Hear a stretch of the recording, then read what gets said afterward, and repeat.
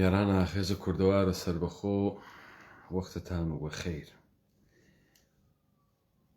هەروەها خەڵک و کوردەوار و کاتتان باش و ئومیدوارم لە هەرکوێ هەن ساف و سەلامەت بن.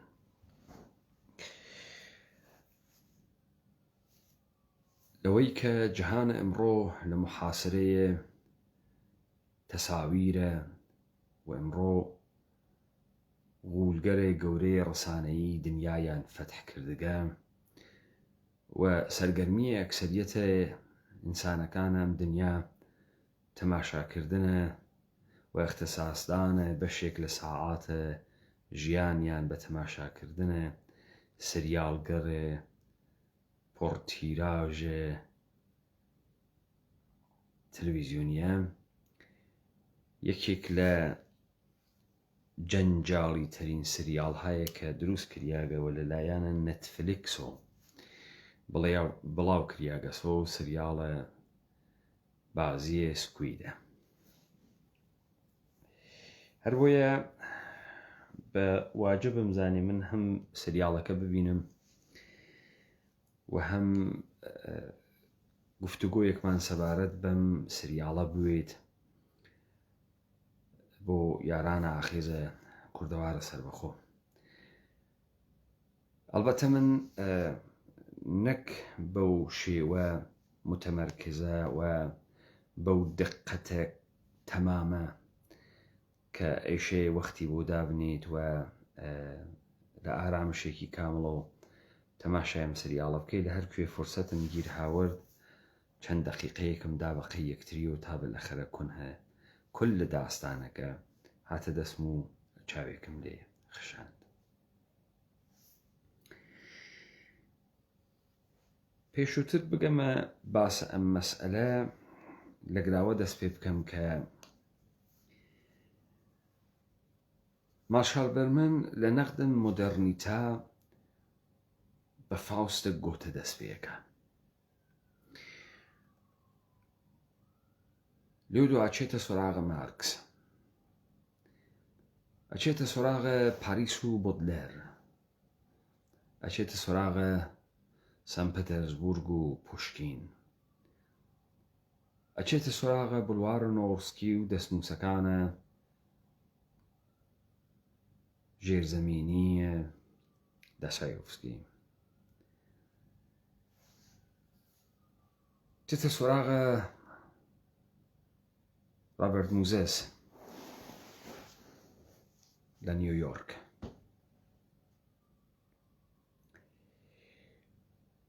یعنی بە تۆرە کۆلی ڕەوەندە اتفاقاتێک کە دنیایەکە خۆڵقێنێ بەناوە دنیایە مۆدێرن و دەورانێک بەناوە دەورانە مۆدێرنیتە کە بەوام گرتنە لە جملەیەکی بەناوبانگە کارل مارکس لە مانیفێستی حەزبی کۆمۆنیستە کە ئێژێ هەرچێ کە سەخت و ئوستوارە ئەبێ بە دوو کەڵ و ئەڕوا بە ئاسمانگ لە عەسر مۆدێرنیتە ئەو بەمە دەست پێەکە. وتەبیعەتەن لە ئاسارە کەڵە بلیمەتەکانە دنیای غەربا بە شوێنە ئەم تەئسیراتە مۆدێرنیتە ئەگەڕێ. تاغیرات و تەحەوڵاتێک لە پاریس ڕووەدات لە بۆدلێر تەعقیبیەکە، تاغیراتێک لە دروستکردنە شارێکی مەسنۆعی مهەندسی کریاگ بەناو سەن پەتەرزبورگ بە ئۆدەبای ڕووس بەڕێسییانەکە. ئەم اتفاقە بۆ مابەقی جەهان نەکەوت. مەسەڵەن بێت مۆدێرنیتە لای ئێمە بە کێ بەڕێسیکە؟ لە تاران و لە بەغا و لە ئەستانبوڵ بە کێ بەڕێسیکە؟ یا ئەم اتفاقە لە کۆرەیە جنوبی بە چی بەڕێسیەکری؟ بە سەنعەتە فیلم، بە سینەما،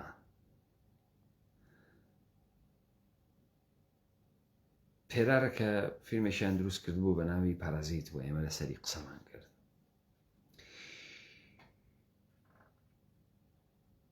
ئەمەی کە تۆ لە جەهانە بازاڕیە ئەمڕۆە ناگەهان ئەسەرێک دروستەکەی و ئەم ئەسەرە ئەی تەقێنێ لە لەحاظە اقتصادی و منفعەتۆ ئایا سوویەکی لە واقعیاتە تەڵخە جامعە نییە کە ئەتوانێت ئەم میزانە فرۆشە بکات ئەلا ڕەقم تەبلیغاتێکە لە دەوروبەریە سوورەتەگرێ ئەلا ڕەقمە قودرەتە تەبلیغێک کە ئەتوانێ بیکات و تەئسیر گوزاریە کە ئەتوانێ بیوێت ئەمە نکتەیەکی مهمە بۆ ئەم سریاڵە ئەلا ڕەقمە ئەوەی کە سەناریۆیەکی قودرەتمەندی نییە ئەلا ڕەقمە ئەوەی کە پیچیدگیەکی عەجیبی تیا نیە تەکنیکە لە عەجیبێکتیە بەکار نەبریاگە و فرە ئەوام پەسەند و ئەوام فەهمانەس کافیە تۆ تۆزێک ورد بوویت و قابلە دەرک و قابلە فەهمە و عەسڵەن شتێک نییە وەکو شاتەر ئایلەند یا فیلمگەلێکی تر کە تەلاشێکی ئاوایان کردبێ وەلێ ئەم سریاڵە بۆ واکە ئەسڵەن غير قابل مقايسة استاكا ماتريكسا غير قابل مقايسة خب بۆ ئەمەشێ بە شوێنە ئەمە بگەڕین کە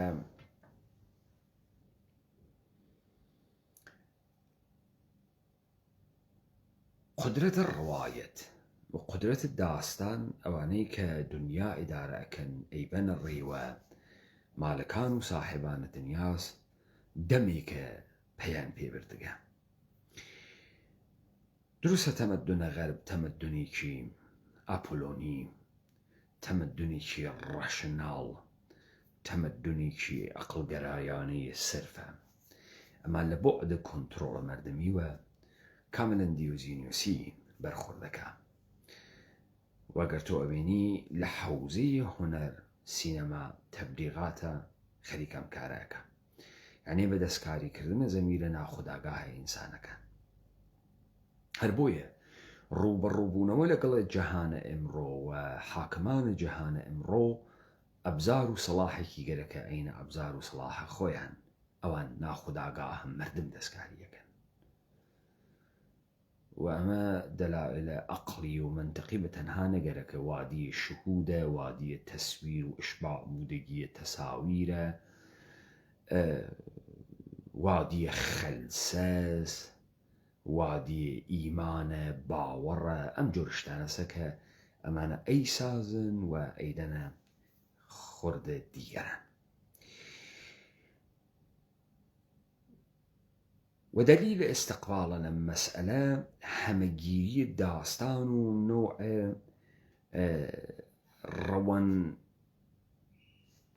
روان جمعية كإما إنسان كان اسمه لا هر برهيك لا تاريخا بزانا ناگهان چیروکێک داستانێک همگیر ئەوێ و بە زوانگەلە جۆرا و جۆر تعریفە بێت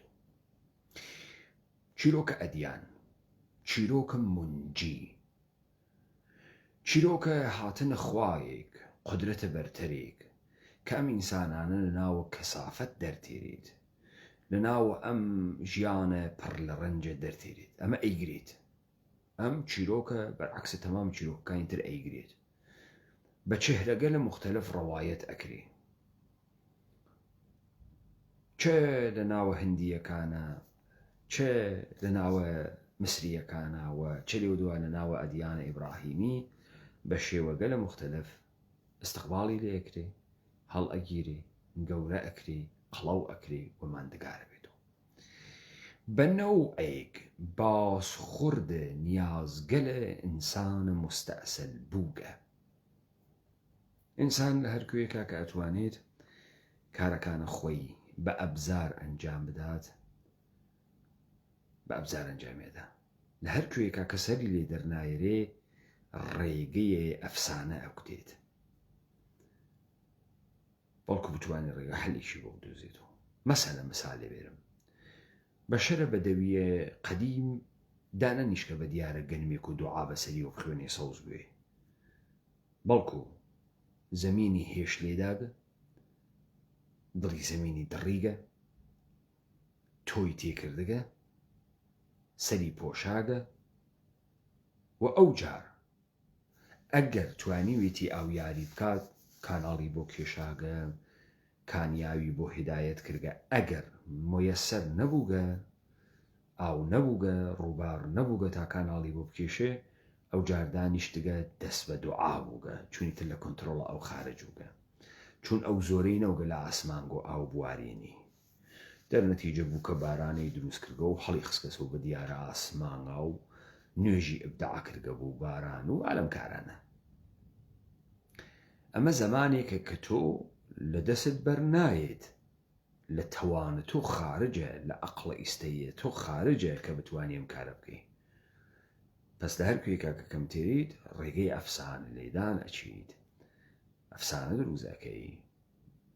داستانە ئەمەی کە ئەمڕۆ حاکەمە و ئەم سکوید گەیمە پەرەیەکی جەهانی سندگە دەقیقەن ئەگەیتە سەر ئەوەی کە ئینسانەکانە ئەمڕۆ لە ناو ئەم سریاڵە تەسویرە خۆیانەوێنن. لە دیبێتەکانی پێشووترا وتم ئەمە ڕەوە لە سەرزەمینە ئێمە دەسی پێکردگە. من لەم بریتانیا بە تۆرە ڕۆژانە شاهدم دەیان بنەماڵە لە حەلیم و کوردستان و لە کۆرپۆریشنە جوولەکەی ئانووسی ئێرانی وێڵ وەیلان بوون بەناو ئەوروپا بە لێشاو خەریکن دێن، نە ئیمکاناتیشیان هەست، نە دەرک و دەرایەتیشیان هەست، نە ئەزانن بۆچی هاتگەن، دەرچووگەن هاتگەن، هیچ متالعەی نەکریاگە. چه اتفاقی لەم دنیا خەریکە کەفێ؟ ئێمە واردە کامە دەوران بووین، کامە قەیران خەریکین تێئەپەڕێنین، کامە بحران خەریکین ئەگوزەرێنین. بۆ سکوید گەیم ئەیگرێ و خەڵک حەزی پێکا و ئەکسەریەتە مردمێک کە تەوانە دەرکە فیلم پیچیدە و هونەری و فەلسەفی و ئەمیقینیە لەم فیلمە سەتحیە و ئەم سریاڵە سەتحیە ئستیقباڵێکی عەجیبەکە. ئەمە نوکتەی مهمێکە. داستانیش داستانێکی تکراریە بە بازیگەریکی مناڵانەوە لەسەر تەماعە ئینسان میسیاگە و لەسەر ئەوەی کە تۆ هیچ وەختێ ناتوانانی تەبەقەی ئیجتیماعی خۆت بگۆڕی، هیچ وەخت تۆ مەحکومی بە کەسافەت و منجەلابێکەوەیتیە. خب ئەگەر تا ئەگرا لەم مقدمە حاڵی بووین، ئەو جا مقدمەتەن من نکاتێکی تر ئەزافە بکەم تا بگەم بەم سکوید گەیمە. نیچە ئەیوت یەکەمین ڕەوابەتە فیمابەینە ئینسانەکان ڕابطەیە قەرزار و قەرزدەرە. ڕابطەیە قەرزار و قەرزدەرە. ئەگەم بن ئێژێت نەقڵەکە لە کەسێک کە لە یۆنانە خەریک بوو بە شوێنە شتێک ئاگەڕیا، چون گەرەکی بوو مەتنە ئینجیل بە یۆنانی تەرجمە کاتەوە، لەذا خەریک بوو ئینجیلی یۆنانی ئەخوێندەوە. لەوێ بە یۆنانی خواردیە کەلەمەیە ئیمان. ڕۆژێکیانە کە بە خیابانەکانە ئەتەنا ئەگەڕیا، چاوی کەوت بە تابلۆیەک کە ئەم کەلەمەیە ئیمانیەتیا بوو. تابلۆکەی تەعقیب کرد، تەماشای کرد، بانکە. ئیمان یعنی ئیعتبار، کردیت. ئیمان یعنی ئیعتبار، کردیت، کەواتە تۆ وەختێ نوێژەکەی، تۆ وەختێ ڕۆژگەگری، تۆ وەختێ خێر ئەەکەی لە ڕێی خوا، ئیعتبار لای خوا کەس بکەی، ئیعتبار کۆ ئەەکەی تۆ تا خوا قەرزارە تۆ بوێت و بداتۆ.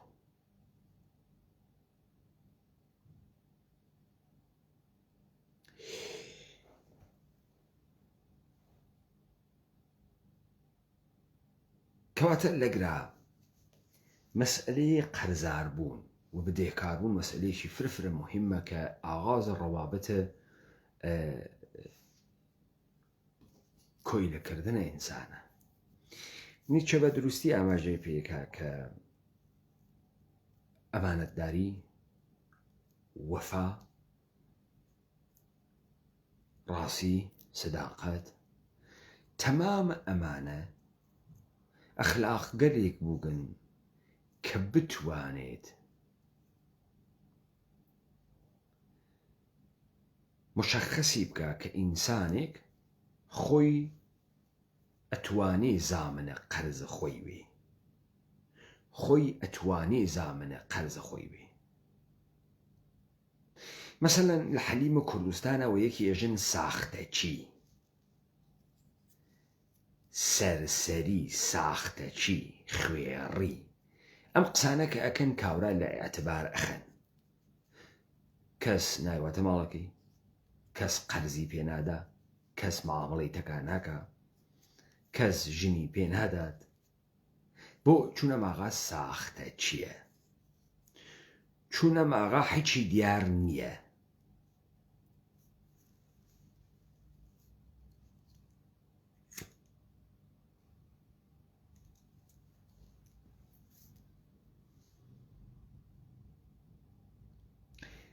پس لەگرا بەدێهکاری شتێکی فرە مهمە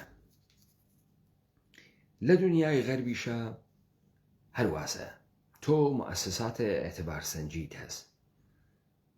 ئەمڕۆ بانکەکان گەورەترین مەعابد خودای پوڵن کە ئێتباریان واتیە.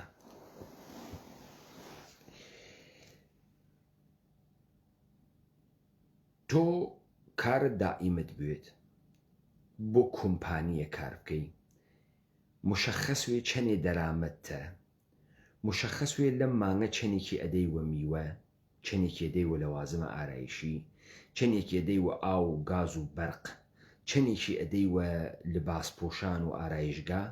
مشخص وێ لەم حساوی تۆ کە تۆ بە کارت خەرید ئەەکەی 2000 پۆند حقوقت گرتگە، 200 داگەوە خۆراک، 100 خەرجی لباس کردگە، 100 داگە سەر حەق یوتیلیتی، یعنی بەرق و کارەبا و ئاو و گازوەوانە. ئەمە حساوەکە بزانێ تۆ چەندێک ئەتوانی بدەیتۆ، بعد تۆ چەندێکە ئەم ڕەوەندە زندگیە، ڕوتینە زندگیتە، ساڵێکە، 6 مانگە، 10 ساڵە، 15 ساڵە، چەندێکە. لەگرا تۆ ئێعتبار پەیاکەی، کردیتت هەست کە قەرزە پێ بەم، کە قەرزار بوویت.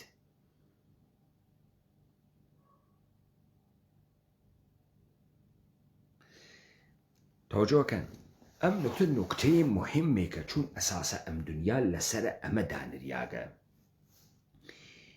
لە زوانە خۆمانە ئێژێت کاکەوە بۆ ئانواری پێما خۆ قەرزارە نییە. ئەمە دەقیقەن پێت ئێژێت لە پەسە زەهنە ئەم مەردمە ئەو جۆرە حاکمە کە تۆ ئەگەر قەرزارە کەسێکویت، ئەو کەسە حەقیەز هەر کارێ بکە، حەقیەز بتکوژێ، حەقیەز ڕێگە بگرێ، حەقیەز لێت با، حەقیەز گوێچکە بۆ ڕێ، حەقیەز دەست پێشت و قەیژن و مناڵتە، چون تۆ قەرزاری. ئەو بۆ تەڵەبە ماڵی ئەتوانی هەر کارێ بکە. ئەمە لە تەمامە فەرهەنگەکانی دنیا حاکمە.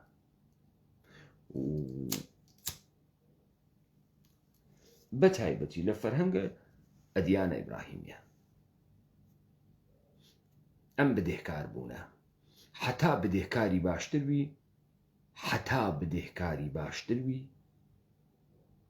ئینسانی بە ئێعتبارتری، حتا قەیرە قابلە پێشبینیویت، بە 2-4 نەتوان نەحسێ بکەن. نەزان دەرامەدەی وا لەکوێ، نەزان ئادرسە دائیمی وا لەکوێ، ئیمکانی نییە ئێعتبارە پێ بکەن، قەرزە پێ بن، ارتباطە تەکا بگرن، معامڵە تەکا بکەن. نایکەن ئەم کارتە تەکا ناکەن.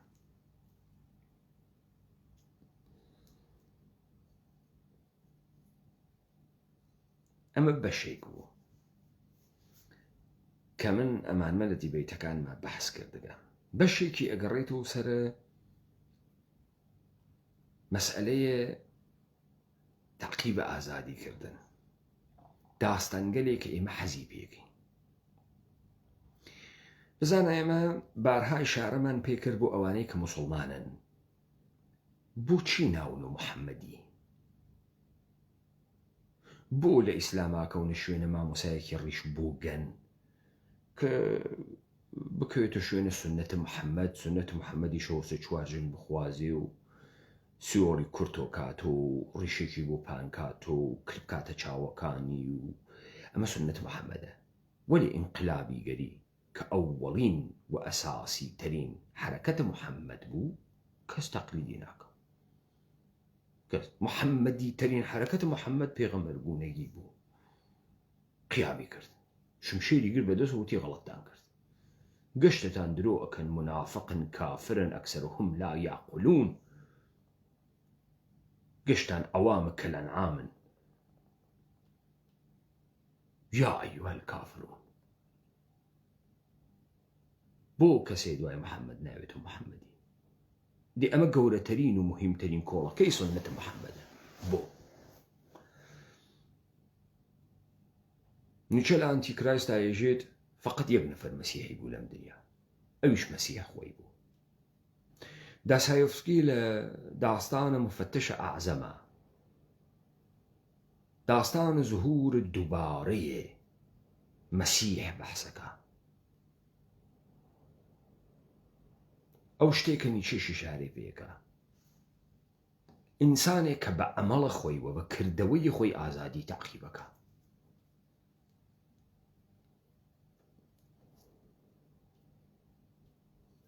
ئەمە ما بەقیە ئینسانەکان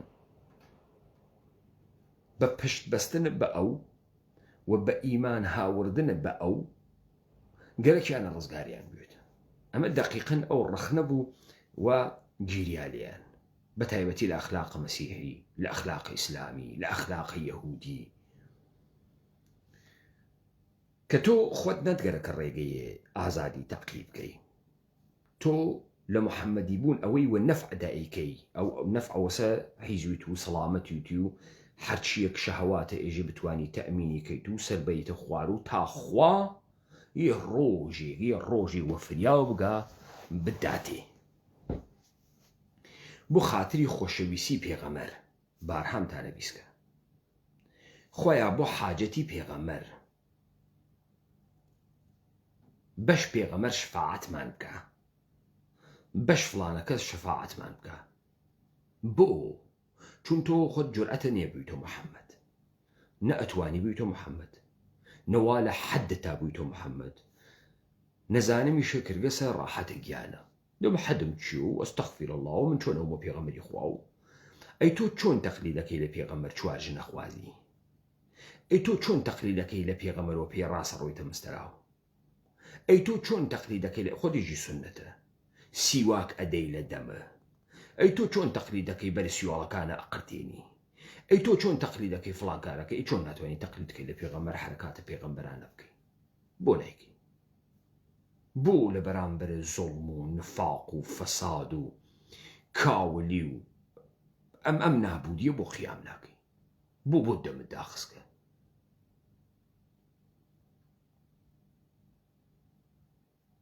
بۆ سکوتە کردگە خۆ ئالەگرا داستان ئەمیقۆ ئەوێتەوە بۆ خەڵک حەزەکە بە سکوید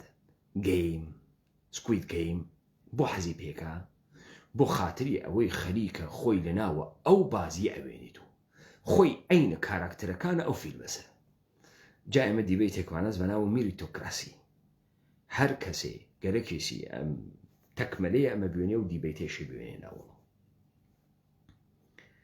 ئەوڵەن و کەسانی کە ئەم جەهانە خەریکن ئەوە نوەڕێوە لەسەر جێگەی خۆیان دانیشتبن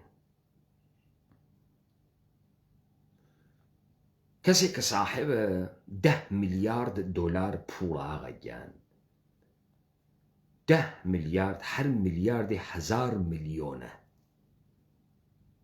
هەر میلیاردی 1000 میلیۆنە 10,000 میلیۆن دلار کاورا پوڵی هەست تۆ ساڵ 365 ڕۆژە تۆ ڕۆژێ 1 میلیۆن دلار دەربێری 10,000 ڕۆژێک گەرەکە کە 10 ملیارد دلار پوڵ دەربێت، ڕۆژێ 1 ملیۆن دلار دەربێت. دەی تۆ چۆن بەم وەهمەگەیی کاورای ئەحمەق تۆ ئەوی تۆ سنۆدن، ئەوی تۆ زاگلبەرگ، چۆن بەم تەوەحومەگەیی تۆ ئەوی تۆ کاورایە ئامازۆن، تۆ ئەوی تۆ کاورایە مایکرۆسافت، تۆ چۆن بەم تەوەحومەگەیی؟ کامە تەوەحوم؟ ئەو تەوەحومە وا ئەمڕۆ 9 ملیارد بەشەریان لەسەر ئەم گۆی زەمینە تێخستەگە. کاورا وا لە ناو فەسادا و لە گتووە و لە حاشی شارا و لە وڵاتێکی دەسە سێ و دەسە چوارا و لە سەرمایەداریەکی وەحشیە و لە ژێرە تەساویرێکی گەورەبووی کە لە سەرێکی زەلبووگە کاورا خەریکە ئەتەقێ، نازانی چی بکە، تووشی دەیان کە ئەبەی دەرونی بووگە. بۆ چون ئەم تەوەهمیانە پێداگە کە ئەم ئەتوانێت تەبەقەی ئیجتیماعی خۆی بگۆڕێت و واردە تەبەقەی ئێلیت بوێت. ئەوانەی هاوتەمەنە منن لە کۆرپۆرێشنە ئێرانی لە بیریانە بە دایک و باوکی خۆیشمەوە ئێمان تەشویقەکرد دەرس بخوێنین، قەڵەم ئەیان و قەڵەم بگرێت دەسە قەڵەم، هەموو شتێ قەڵەم. ئەوە نیە حیزبی دموکرات هەر لەسەر ئەو فکرێتە مچەی هجری 12 دانە جێگە خودکار واوە قەی لەباسە ئەحمەقانەکانی حیزبی دموکراتیانەوە. حەد دەمە قۆپان لە پێیەکی ناشیرینە ئەدی لەسەر دەمە قۆپانەکەی 15 جێگە قەڵەمی دانیا بوو، مۆد بوو، خودکارێکیانە کردۆ گرایەنە، خودنوویسێک و خودکارێک و ئەمە ئەو ژێستە قەیمەسە کە تۆ تەبەقەی ئیجتیماعیت بە مەدرەکە تەحسیلی ئەگۆڕی ئەوی تۆ کارمەند دەوڵەت.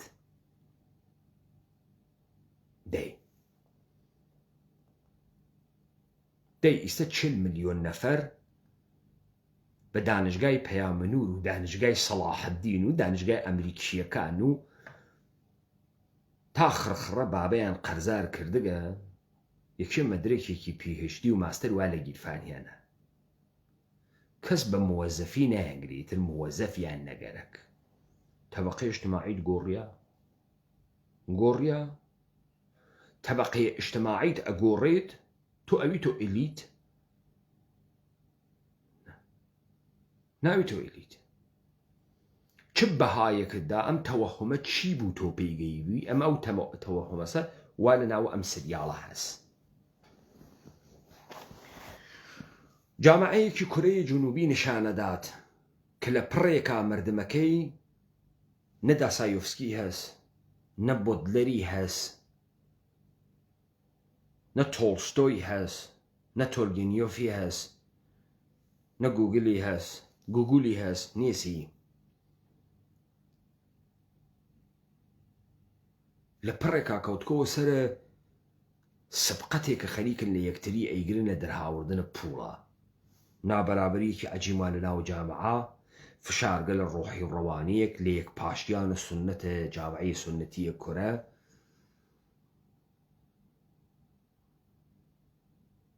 ئەوزاعێکە تیا حاکمە.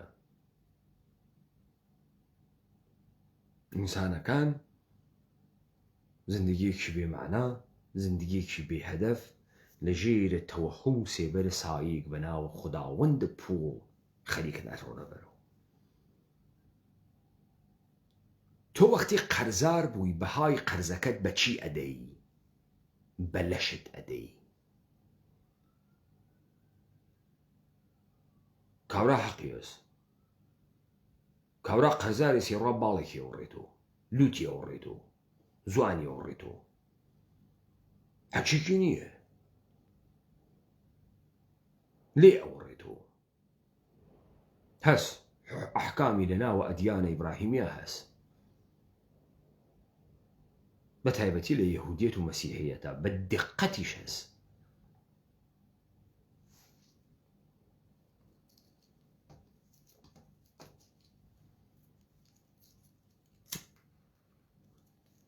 لەم ئاموزەیە قەرزاریە بۆ مردمێک کە هیچێکیان نییە بەهاکەی بەلەشیان ئەدەن لەم سریاڵە مشەخەسە. ئەوەی کە گەرێکی ئەمانە بواتە ناوی ئەمبازیە ڕوا عدەیەکی قەرزاری بدەهکارێک کە شکستیان خوارگە لە ناوە سیستەمە ئەو جامعە ئەیان دۆزێتەوە و ئەیان خاتە ناوە وادەیەک تەماعێک کە تۆ بۆ خاتری ئەم شەرایتە کەسیفە کە وای تیا دەربێت چه بەهایە حازری بەی.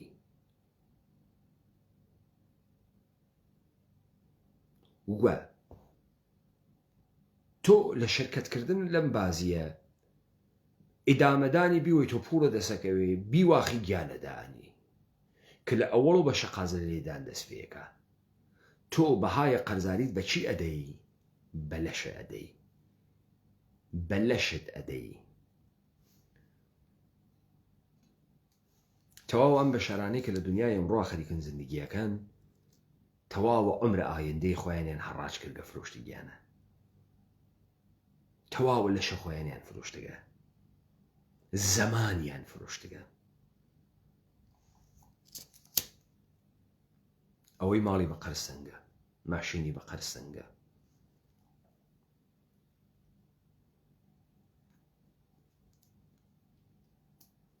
سی چل ساڵە داهاتووی خۆی فرۆشتگە. پس ئەوەی کە ئەوێت و عاملە هەمەگیری ئەم سریاڵە هەمزاد پنداریەکە کە ئینسانگەل ئەیکەندەکیە. ئینسانگەرە عەسر ئەمڕۆژ 9 میلیارد بەشەری وا لەسەر ئەم کوڕی زەمینە، 8 میلیاردی وا لە ناوی فەقر و پاڤرتیە، زیاتر لە 4 میلیارد بەشەرە ئەمڕۆژی وا لە گێتۆکان و حاشیی شارەکانە، لە کەسیفتەرین شەرایەتێکە لە ناوی فازڵا و زێرا و پیساییە ئینسانیە خەریکە زندگیەکە. 4 میلیارد ئینسان.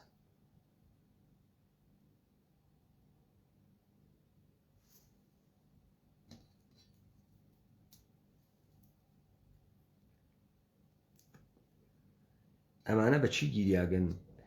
لە دیبەیتەکەی میریتۆکراسیە من ئشارەم پێکرد بەرنامەیەکت بۆ دروستەکەن Who wants to be millionaire؟ کێ گەرەکیسی بێتۆ میلیۆنەر؟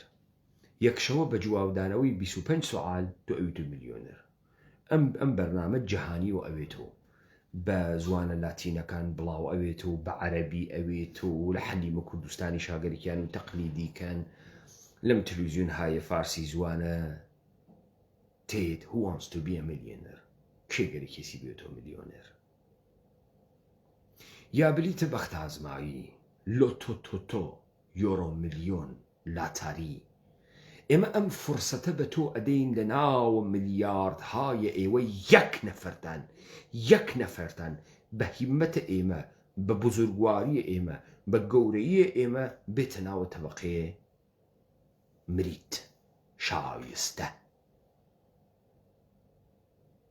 بڕۆن احتماڵەکەی حساوکەن بزانن میلیۆنها نەفەر و میلیاردها نەفەر بلیتە بەختە ئازمایی ئەسێنێت، یەک نەفەر بڕوە، یەک نەفەر. وەلێ میلیاردها نەفەر ئەو تەوەهومیانە هەست کە ئەو یەک نەفەرە ئەوانن. میلیاردها نەفەر ئەو تەوەهومیانە هەست کە ئەو یەک نەفەرە ئەوانن. بزانە من نەمگەرەکە قسمت بە قسمت، ئەپیزۆد بە ئەپیزۆد بڕۆمە بەرەو لەم سریاڵە. من گەرەکمە کۆتگەلێک لە ناوەم سریاڵە هەست ئستفادەی لێ بکەم تا بزانن چەندێ ئاشناس و ئەم مردمە چەندێ ئەیناسێت. بۆیە حەز بەم سریاڵاکە چون ئەوام پەسەندە، چون ئەوام فەهمە. ئەم مردمە خۆی وا لە ناوی ئەم زندگیە، خۆی ئەینە شخصیەتگە لە ئەو داستانە ئەوێنیت. بزانە تۆ لە ناوە ئەم سریاڵە ئەگدەیەک ئینسان ئەوێنی کە واردە بازیەکەون، بازیەک کە کەسێک تیا بازی ئەکات، بازیەکەی تەڕاحی کردگە کە پیرەمەردێکی میلیاردەرە، خۆیشی وا لە ناوی بازیگەرەکانە. ئەم پیرەمەردە میلیاردەرە مستاق بارزە قسەکەی مفتشە ئەعزەمە وەختە دەرمەوردە ئینسان قسە ئەکا بۆ مەسیح. ئینسان موجودە چەپەڵێکە، ئینسان موجودە کەسیفە زەعیفێکە، ئەوەی خۆی ئەیسازێت خۆیشی وێرانیەکە. داسایۆفسکیش ئەمە باسەکە، اجي طبقي ضعيف لحسرة طبقي قدرتمند خليك الشتوي طبقي قدرتمند لبي معنايا برون هيليزم جوبا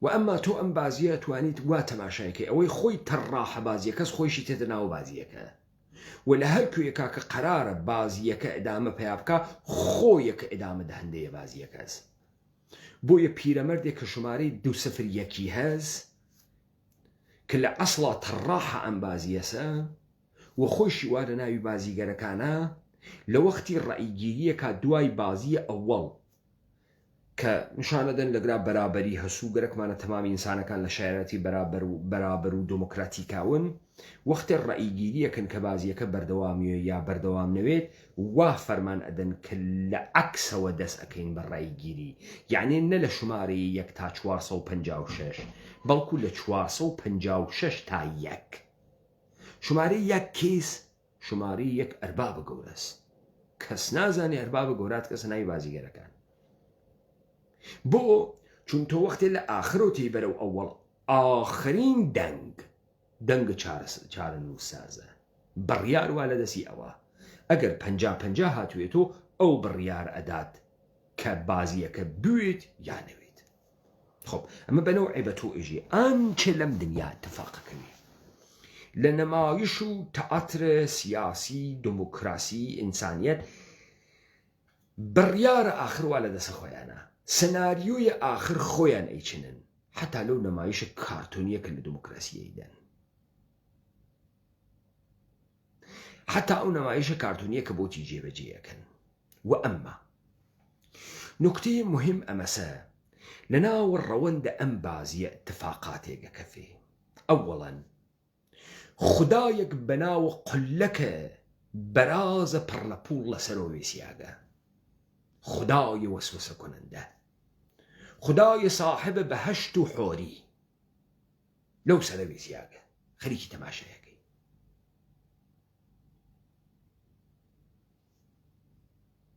وتمامي أوانيك ترسياغا لمرقيك لقراهسيان لو قساوته كل بران بريانا كلي وقت تشاوين أكويت خداي بو وحر زيادة أكا أجنوين ألرزي برا بش التماع قولة أويت لقرا اتفاق قليقة كفيتو لمسريالة اتفاق قليقة ويني مرحلة بمرحلة مرحلة قاتا اتحاد اديتك يكتريا بو خاطري وي بتوانن سركون بمينينو تا بتواننو جايزة بوانو لمرحلة كا اوينن حرشي بمري جايزة كزياتركا اكونو كشتني يكتري جاء اما نكتيك بأي ويجيت باب قريمو سرزمين خومان وقتی ملا آخیز کردوار سربخو وتمان حيج جرياني كي انقلابي لنا والضل أمته كردية نهات كسدرو كردي بيت ولنا والضل سيمر ومشتو مرة فكري مبارزاتي مردمة أمسر زمينات بيت درو بلكو دروس كراو دس كردي نهات قلا أمنيتي كوربريشن كان منطقة بنا ودولة بوغن نسخين بو مردمة بيشاقا جايسة من أما بتصوير سكويت بو إيوا دروس أكا اديك هالشتياق قرزار اديك تاوان بار اديك لقردونة خارج بوك كويان أكنو لشويني كابناوي شويني بازي مجبوريان أكن لروند بازي كان قرار أم اتحادك سورة أجري باي أم اتحاد تماعة مبارزانية إنسان دوستينية نيازي إنسان قلب عشق بلا كناري يكتريبونا نية تعقيب آزادينية تماعة قري دابنو يكتري تماعو ترسل مرك ما نوى لذا براحتي أكون واديك وقت قرار يكتري حذفكن وكو آوي خواردن يكتري حذفكن وكو آوي خواردن يكتري أكوجن وكو آوي خواردن بيئنين بسر يكتريا أم جروب أو جروب لبينوا وەکو چۆن کۆمەڵادا لە دموکراتدا لە کۆمەڵە، پارتیەدا لە یەکێتیەدا لە حەزب شوعیەدا لە حەسەکەدا لە گشتیان ئاوە. بۆ چون ئەمانە بەرساختەیە مشتێ تەبەحکار و جنایەتکار و هەڵشتیاگ و بەکرێگیریاگن کە دروست ئەکرێن و لە هەر کوێیەکە کە واجبێ هەندە نەگژە یەکتری. تەماعەکە لە هەر کوێیەکە هەڵسێ ئەمانە بۆ ئیدامەدانم مەسیرە بازیەکە چونی تر ناتوانین لێ بگەڕێنەوە، وەکو قاسملوو بازیەکی دەست پێکرد نەیەتوانین لێ بێتە دەرەوە. ئیستە مەشەیە قاسملوو بگایەتە چەقۆ تابیکەن و ڕەحبەرە قوربانی شەهید و خواڵی ناگرێ. دەنا قاسملوو خۆیان گەورەیەکەن. قاسملوو دانێ تێ هەڵدریاگە تێدنیە ناوی جوانانە حیزبە توودە پەڕباڵی پێدەن گەورەیەکەن ناوی پێدەن بە بورس ئەی هەنێرنە ئوروپا فویتێکن پەروارەوێ ئەگاتە وەختە چەقۆ ناتوانێ لە بازیەکە بێتە دەرەوە. بازیە کەوت کەسە نایەن بازیە خۆی دروستی نەکردگە، ئەم جەمعە ئەو دروستی نەکردگە. ئەمە دەرئەنجامە هیچ تەعقیبە ئازادیە نهات کەسە دەرەوە. مشتێ بازیگەر وانە ناوە ڕەوەندە بازیەکە پێژن بازیە قودرەت. کێ داوەتی کردن بەم بازیە قودرەتە؟ ئلیتە گەورەکان. کێ ئەبزارە بازیان پێدا؟ ئلیتە گەورەکان. کێ حەزبیانەکە؟ هەر خۆیان. دقیقەن وازە بۆی ئێرادەیەکیان لە خۆیان نییە. لەذا ئەو ئیتحادە کە لە ناو سکویدا سوورە دەگرێت اتحادێک نییە بەر ئەساسە اتحادە ڕەفتارگەر و خوگەلە ئینسانی بۆ نیازگەلێک کە جواب بداتەوە بۆ تەعقیبە ژیانێکی بەهرەمەند، ژیانێکی معنادار، ژیانێکی بەشکۆ، ژیانێکی پڕ بە لیاقەتە مەقامە ئینسانی. ئەمە نییە. ئەی چی کۆی کردگنەوە؟ تەماع کۆی کردنەوە. ناگەهان تۆ لەم سریاڵە ئەوێنی ئەوانەی کە لە دەوری یەکتریا خڕەونەوە ئیتحادەکەن شەویشەکەونە گیانی یەکتری ئەکوژن چون ئەرباب وا دەستورەدا، ئەرباب وا بازیەکەی شنیگە، ئەرباب خەریکە تەماشا ئەکا و لزەت ئەوا لەم ئینتەرتەیمنتە.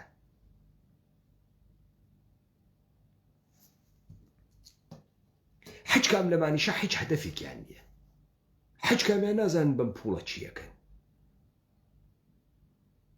بەرنامێکیان بووی نییە چی ئەکەن بەم پوڵە. تۆ ئەوێنێ ئەحزابیش هیچ بەرنامێکیان نییە. ئەمەم جریاناتیشە کە دروست بووگن نە قسەیان هەز، نە تئۆری ئینقلابیان هەز، نە معلوم نییە مەسیرە ئایندەیان بەرەو کامە ئیدەئال ئەچێ، کامە ئارمان تەعقیبەکەن مەوجود نییە. مەوجود نییە. پلانێکی نییە. ئەسەن فکری نەکرد گەسو لە قەوارەی ئەوا بوێت. فکری نەکرد گەسو لە حەدە ئەوا هەز ئەم شتە. ئەو بە شوێنە ئەمە نەهاتکە. ئەو لە پڕێکا دانەیە میزربڵە تێ هەڵدریا لە گۆشەی دەهاتێکادا کەفتگا هاتکن ناویان پێدا گۆگەورەیان کردگە و فویان تێ کردگە و لە حەدە خۆیان لە حەدە قەوارەی خۆیان دایان نیاگە لە جێگەیەکە بۆی مەسیرێک و بازیێکیان تەعقیب کردگەوە تعریف کردگەسەوە. غەڵەتەکەی لەوە زیاترە چیتە دەرەوە. غەڵەتەکەی لەوە زیاتر قەوانینە بازی تێ ئەپەڕێنی ناتوانێ ئەم کارە بکەین.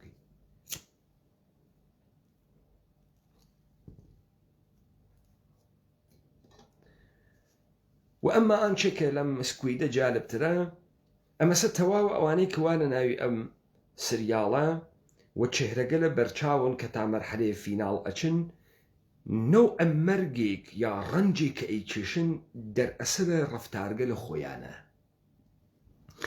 مەسەڵەن کەنیشکەکە لە جێگەیەکە ئەو کەسەی کە ئەم پوڵی بۆ ئەدزی ئەیدا پێی تا قاچاقچی وێت و دایک و باوکی لە کۆرەی شۆمالیەوە بۆ بێنێت چەقۆی نیا ژێری ملی بە چەقۆ گەرەکی بوو ملی بۆ ڕێ.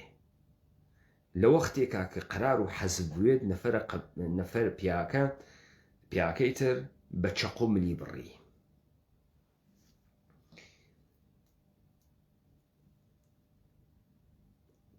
مەسەلەن کاورای سەرسەری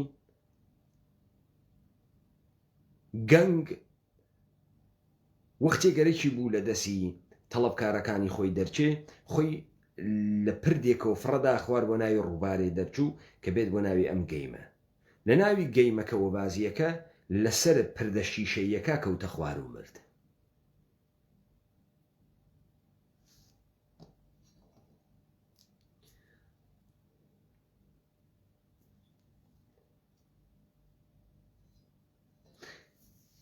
کابرایە بیزنسمانە باسەوادێک کە تا مەرحەلەیە نەهایی چوو سۆنگیۆن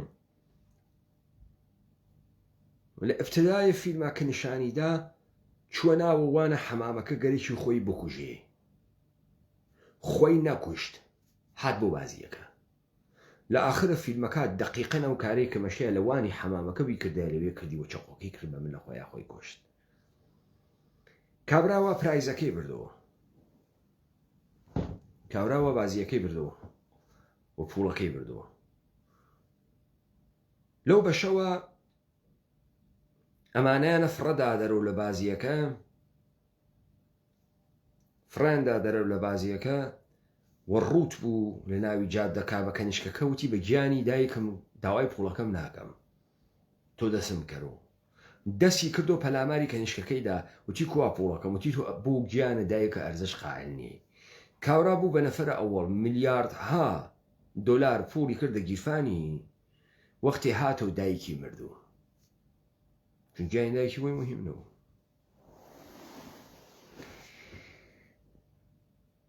کەسێک کە ئەرباب دروسیەکە و لە ڕێگەیە سەرکەوتنە لە بازیە ئەربابە هەر بێشەرەفیەک ئەکا ئەرباب هەرەوەی بەسەر تێرێت هەر بەو مەسیرە ئەیوات کە بەسەرە بۆ دیگەرانی تەڕاحی کرد و مەسیرە زندگیەکەی بوو بەرەو ئەو جۆرە نیستی و نابوودیە ئەیوات ئەمە ئەو پەیامەشی واتیە. بۆیە ئەم مەردمە کە ئەم سریاڵە ئەوێنێ هەمزاد پنداری تەکاکە لە وەختی بازی خلباتانەکە دوو کەنیشکەکە کەونە لای یەکتری چەند دەقیقەیە وەختیان هەست خەریکن بە یەک و خیاڵ پڵاوەکەن کە چەندی خۆش و ئێمە هەرتکمان بە یەک و لەم بازیە بەهاتاینەتە دەرەوە یەکێکمان نەبووایە تۆ هۆی مەرگە ئەوێکی بە یەک و بڕواینە لە جەزیرەیەکا دانیشتایەنە حاڵمان بکردایە خۆشمان لێ بگوزەشتایە غافڵ ئەوەی کە قەتڵگاه ئەوان جەزیرەیەکە لە وەسەت ئۆقیانوسە ئەو جێگە خیاڵاویەی کە ئەوان دوای بردنەوەی ئەو پوڵە قەرارە بڕۆن تێ حاڵکەن مەکانێکە کە ئیستە وەنتەیە و ئیستە مەکانە مەرگیانە. ئەمە دیسانەوە ئادێت تەوەهمە بەرساختەیەک لە بەهەشتێکی خیاڵاوی کە تۆ لە قەعرە فی سەقەرەتیە وەهمە بەهەشتت گری ئەوەی کە نیچە باسیەکە ئینسانە باوەڕمەند وا فکرەکە باوەڕی بوێ بە مەسیح ڕزگار بووگە ئیتر حەچێ ناکە هەرچی کەسافەت و تەجاوز و تەعەداس قبوڵی ئەکا چون ئێژێ خوا لەو دنیا پێمەداتەوە من تەحمل یەکەم تا ئەو پێم باتەوە چون جورئەتی نییە چون شەهامەتی نێبێتۆ مەسیح چون ناتوانێ وەکو محەممەد وێ بابا مشتی منافقە درۆزنن مشتی منافقە درۆزنە گەڵگەنیگە حەسرت زلە تەماعە گەورەی بووگەن ناتوانن بوون و محەممەد ئیمکانی نییە.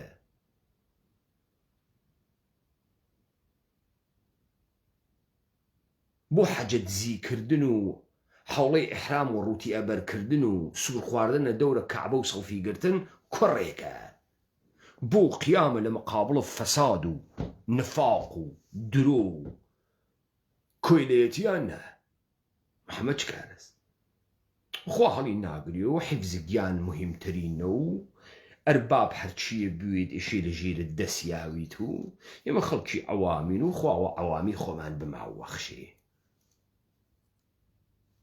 خوایشی بۆچی کەر بوەخشێ دێ عەقڵی پێدداگەیتر شەهامەتی پێدداگە شجاعەتی پێدداگە تا بتوانیتە کە ڕەنجەکان و دەردەکانتان ڕوبەڕوو بوویتەوە، تا خۆت نەخەڵەتێنی، تا تووشت تەوەهۆم نەوی.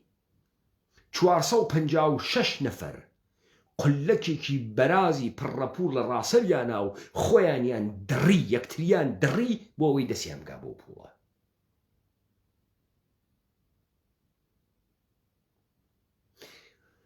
و تەبەقەی ئەلیت لەسەر و تەماشایەکە لەزەتی ئەوت لەمانەی کە ئەوە ئەکەن بۆ ئەم پووڵە و شتێک کە بۆ ئەمان هیچ معنایەکی نییە. ئەم پووڵە بۆمان هیچ معنایەکی نییە، هیچی نییە. وەلی ئەوانەی خوار یەکتری تیکە تیکە ئەکەن بۆی.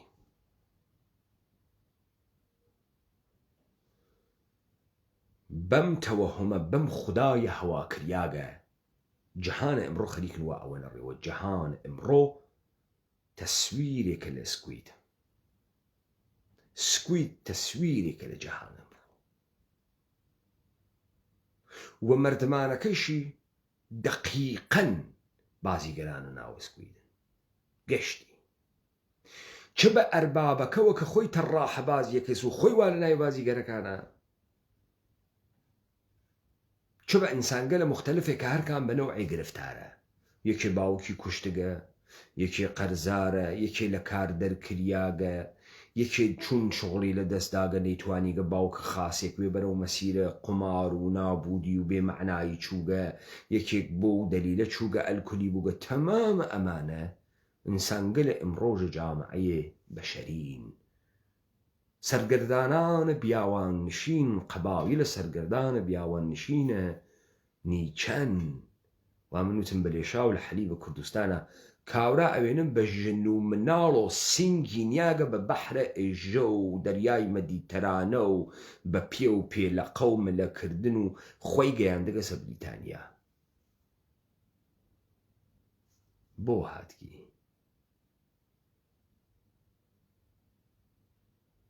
بۆ هاتگی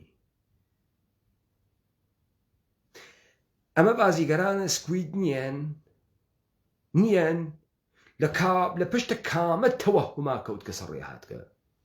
کاورا بە خۆی و ژن و مناڵ و زیاتر لە 150,000 دلاری خەرج کردهاتکە. تۆ بێژە 50,000 دلار خەرجی کردهاتکە. مەسیرە کوشتن و تەجاوز پێکردن و لە دەرگیا خنکان و نابودی تەحمل کردگەوەکو سکوید. لە هەر کوێیەکە قاچی بلەرزیای فیشەکەکە بە ناو چاویەوە بوو. بەڵام حازر نەبوو لە جێگەی خۆیان بوێسێ، چون فکریە کرد لە جەزیرەیەکا دانیشێ فرە خۆشی لێ گوزەرێ، نەی ئەزانی خۆی وا لە ناوە قەتڵگا وا لە ناوە جەزیرە، ئەو قەتڵگا هە جێگەی جەزیرەکەس وا ئەو خەیاڵیەکە.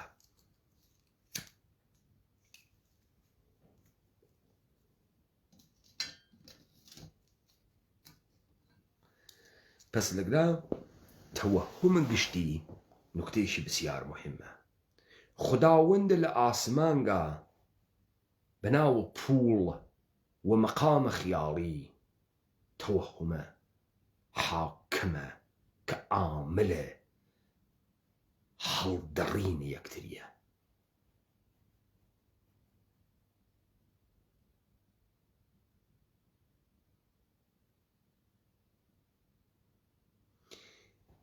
و ئەنچێ کە تۆ ئەیوێنیت لەم دنیا بازی و بازیگەریە، نمایشە، تەئاترە. ئەمڕۆ بێجگە لە ئارمانە پوو کەسێک هیچێکی تر تاقیب ناکات. وەم سریاڵە بە تۆ ئێژێت تاقیبە ئەم ئارمانە نابودیە ملیاردها ئینسانی وا لە شوێنە، زندگی وا لە شوێنە، پەرسۆناڵەتی و شەخسیەتی وا لە شوێنە.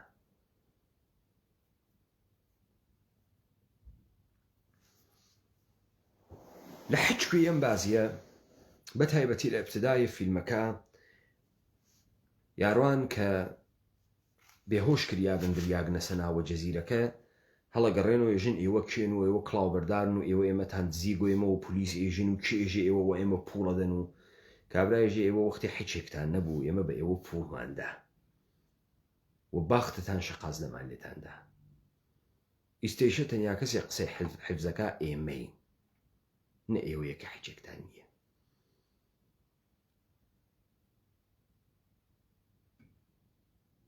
بە شەرێم ڕۆژی حەجێکی نییە بێژگە لە وەهمێکە بۆی دروستەکەن، حەجێکی تری نییە و بەهاکەی ئیشێوە لەشی بدات و زندگی بدات. ملیاردها ئینسان بە فاحشەگی کێشیاگەن، ملیاردها ئینسان خەریکن یەکتری هەڵق دڕن، دایک و باوک و خۆیشک و قەوم و هاوشاری و هاوڵاتی خەریکن یەکتری هەڵە دڕن، لەبەرەوەی هەر کامیان لە پەسە زەهنە خۆیانە تەسویرێکیان دروست کردگە لەو بەهەشتە مەوعودە. یەکێ گەرەکێ پوڵ پەیا کات دایکی بژێنێ، پوڵەکە فریای دایکی ناکەوێت، دایکی ئەمرێ. یەکێ گەرەکێ پوڵ پەیا کا بڕوا مناڵەکەی بێرێتەوە، مناڵەکەی ئەڕوات و پوڵەکەی ئەو هیچ وەخت ناتوانێ مناڵە بێرێتەوە. ئەمیش ئەوەنە ئەولەویەت وا لە بەرپێیە، ئیتر فکرە مناڵەکە لە زێهنیە نامێنێ.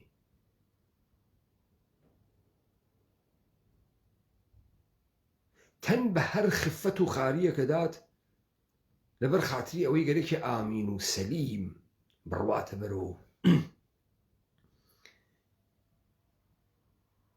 هیچ مشکڵێکی بۆ دروست نەبێت، هیچ دەرگیریەک نەدا، بەڵام لە مەسیرە بازیەکە کە بۆیان تەڕاحی کردە لە پڕێکە ئەمری، لە پڕێکە کوژن خۆشی باوەڕ ناکە. مەرگ ئاواسە، فکرەکە مەرگ بۆ دیگەرانە، بۆ ئەو نییە. مەرگ شاملە حاڵە ئەو ناوێت، شاملە حاڵە دیگەرانە بێت.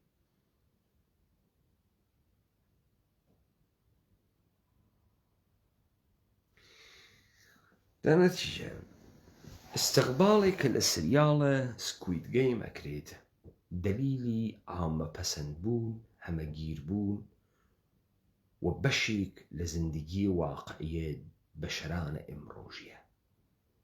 ئەکسەریەتە ئێمەمانە، من و ئێوە، ئەمە بەشێکە لە واقعیەتە زندگی ئێمە.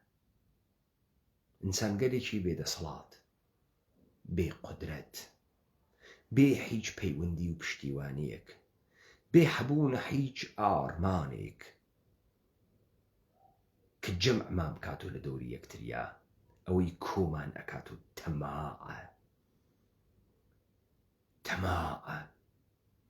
تەماعە شەهوەت، تەماعە پوڵ، تەماعە شۆهرەت کۆمان ئەکاتۆ لە دەوری یەکتریا و ناگەهانەکەوێنی یەکتری خواردن، چون ئەساسە دانیانە ئەم اتحادە چ بوو؟ تەماع بوو.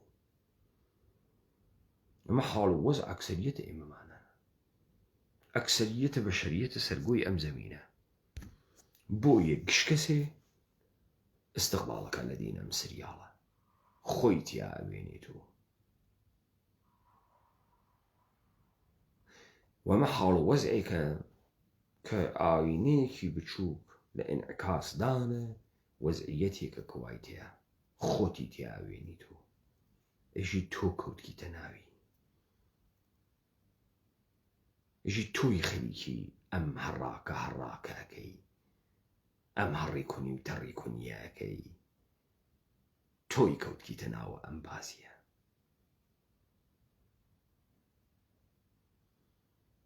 ئەکسەریەتە ئێوەمانان خەریکن کارەکەن، دزی ئەکەن، پێئەنێنە سەرە مەردم، جنایەت ئەکەن، سکوت ئەکەن، تەکە خائینە هەمکاری ئەکەن، خۆ ئەفرۆشن.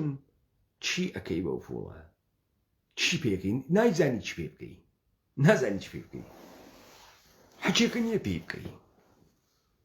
فۆقی دەیتۆ خانوویەک و خاکێک و دەی چی پێکەی؟ ئەیوەیتە قەورتەکە خۆتە، ئەی هەسویتە خۆت، تەقلەوە سەریۆلی ئەدەی، ئەپەنەمیتێ لە 15 ئاپارتمان ئەخەفی. چی ئەەکەی؟ ئەمە ئەو بحرانەسەوە جواو نادرێتەوە ها.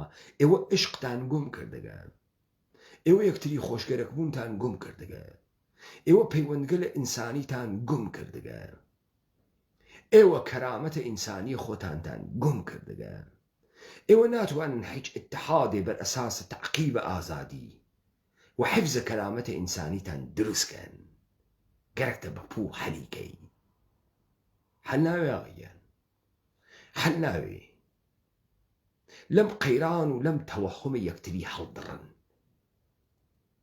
ئەمە چارەنووس و مەحتومە ئەم زیندگیە سەواکەوتە بنە سەناوی ناگەهان بانگ بەرامەد کە خاچە مرد یەکێ بە خۆکوژی و یەکێ لە ڕێی و ناناخنکیان و یەکێ لە دامە ئەتیادا مردن و ئەم کاولستانتانە دروست کردەوە دروستان کردەکە کێ بۆتانی دروست کرد ئەرباب لەسەر و بەچی بە قولەکە بەرازەکە وا پوڵی تێخستە خوار و تۆ تەوەهم داتیە کرد وەهم کەلەی سەرتی خواردوو